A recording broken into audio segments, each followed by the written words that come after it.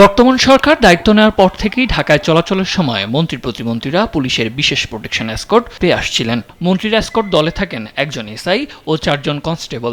বরাদ্দ থাকে একটি পুলিশ পিকআপ ভ্যান। এসকর্ট দলের সদস্যদের বেতন ভাতা ও যানবাহনে জ্বালানি ব্যয় হয় সরকারি কোষাগার থেকে।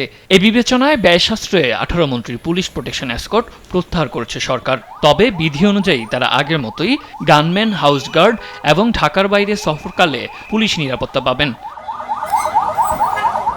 প্রধানমন্ত্রীর নির্দেশনার পর গেল সপ্তাহে এসব পুলিশ এসকর্ট প্রত্যাহারের আদেশ জারি হয়। ধাপে ধাপে সিদ্ধান্ত কার্যকরও করা হয়েছে। Optical brighter, photo catalyst, active granule সমৃদ্ধ বসুন্ধরা পাওয়ার ওয়াশ।